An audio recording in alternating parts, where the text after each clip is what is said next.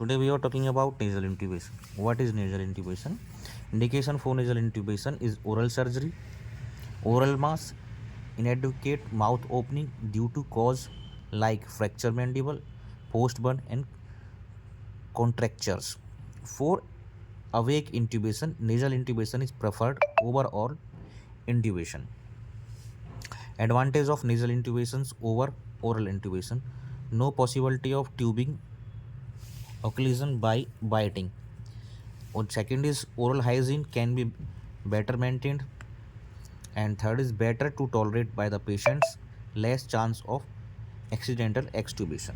And disadvantage of nasal intubation is increased chance of bleeding, trauma to nasal structure, contraindications, bleeding disorders, and nasal polyp, adenoids and foreign bodies, previous nasal surgery, and CSF rhinorrhea.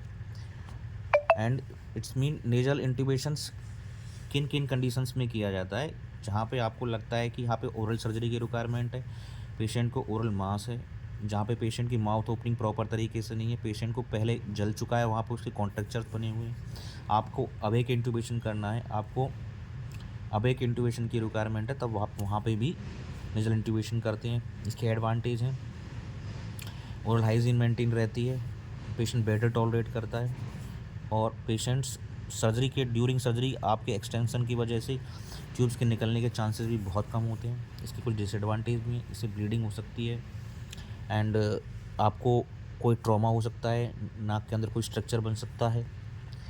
Bleeding disorders में use नहीं करना चाहिए, nasal polyp में नहीं करना चाहिए, adenoids में भी बिल्कुल यूज़ नहीं करना चाहिए, foreign body, previous nasal surgery, CSF राइनोरर्हिया, जब आपके स्कल से CSF निकल रहा हो तब भी इसको यूज़ नहीं करना चाहिए. And chance for correct position of tubes, auscultation of chest for air entry, आपको स्टेथोस्कोप की सहायता से आपको एयर एंट्री को चेक करना है लंग्स के अंदर.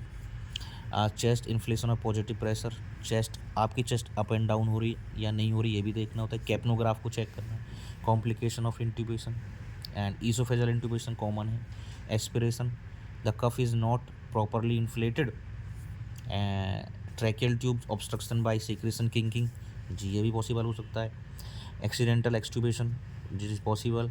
Trauma to gums, lips, epiglottis, pharynx, larynx and nasal cavity in nasal intubation. Post operative complication, sore throat, laryngeal oedema, infections. आपको चेक कैसे करना है कि आपकी ट्यूब सही है, तो ऑस्कल्टेशन करना है, चेस्ट को अप एंड डाउन देखना है, कैप्नोग्राफ देखना है. कॉम्प्लिकेशंस हो सकते हैं, आपके गले में जा सकती है ट्यूब, एस्पिरेशन के चांसेस बढ़ जाते हैं, ये कि कफ को आप प्रॉपरली इन्फ्लेट नहीं करोगे तो ट्रैकियल ट्यूब ऑब्स्ट्रक्शन भी हो सकता है सीक्रेशन की वजह से, आगे से ट्यूब मुड़ भी सकती है, बीच में से भी मुड़ सकती है जब आप नोज के थ्रू डालेंगे. एक्सीडेंटल एक्सट्यूबेशन तो कॉमन प्रॉब्लम है हर किसी ट्यूब के साथ. ट्रॉमा हो सकता है गम का, लिप का, एपिग्लोटिस पर लग सकता है, फेरिंग्स में भी इंजरी हो सकती है. पोस्ट ऑपरेटिव कॉम्प्लिकेशन में गले में स्वेलिंग, सूजन हो जाती है, भारी हो जाता है, लैरिंजियल एडिमा भी हो जाता है, और इन्फेक्शन भी हो सकता है.